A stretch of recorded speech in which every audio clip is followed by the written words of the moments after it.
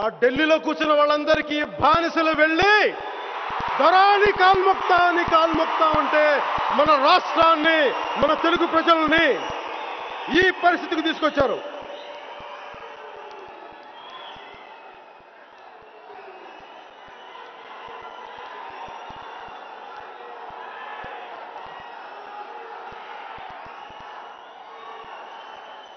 సరిగ్గా 5 సంవత్సరాల క్రితం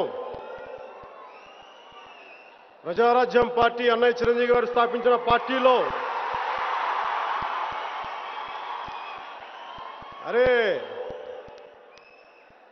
అన్నయ్యకి నేను ఎదురొస్తానా, అన్నయ్య మీద నా కోపం ఉంటుందా? ఉండదు. వాళ్ళెవరో ఢిల్లీలో చేసిన పనికి అన్నయ్య మీద ఎంత కోపం చూపిస్తాం?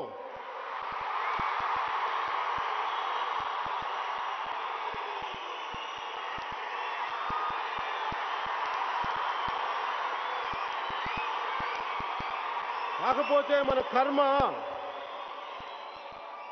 అన్యాయానికి, అక్రమాలకి నేను ఎదురెళ్దామంటే నా దురదృష్టం ఈరోజు నేను అన్నయ్యకి ఎదురుగా నిలబడాల్సి వస్తుంది తప్ప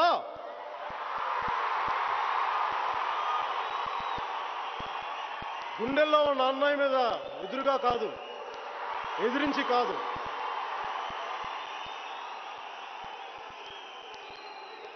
తండ్రి తర్వాత తండ్రి లాంటి అన్నయ్యకి నేను ఎందుకు ఎదురెళ్తాను? కానీ అలాంటి పరిస్థితిని కల్పించింది ఎవరు? అక్కడ ఢిల్లీలోకి వచ్చిన కాంగ్రెస్ హైకమాండ్.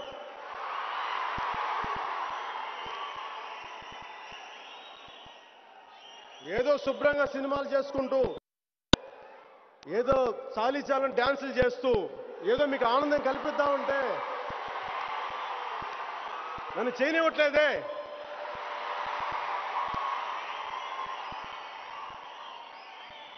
అందుకని ఈరోజు ఇలాంటి పరిస్థితుల్లో మేము ముందుకు వచ్చాం. సరిగ్గా 5 సంవత్సరాల క్రితం గుంటూరులో ప్రజారాజ్యం పార్టీ తరఫున ఎలక్షన్ ప్రచారంలో నా ఆఖరి రాజకీయ ప్రసంగం చేశాను. ఆ తర్వాత ఇంకెప్పుడు రాజకీయాల గురించి కానీ,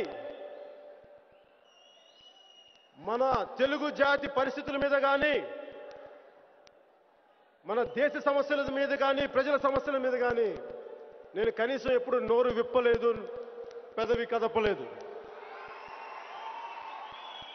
అది నేను ఆ భగవంతుడికి వదిలేశాను.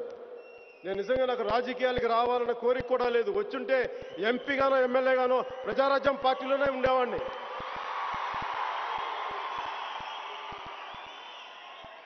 నాకు సమాజం బాగుండాలని కోరుకునేవాడిని.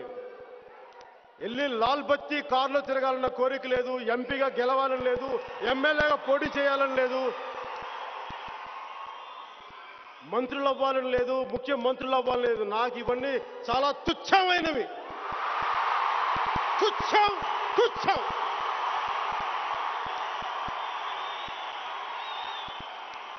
మీరు చూపించే అభిమానం ముందు, మీరు చూపించే ప్రేమ ముందు ఇవి నిలుస్తాయా? నిలవలేవు.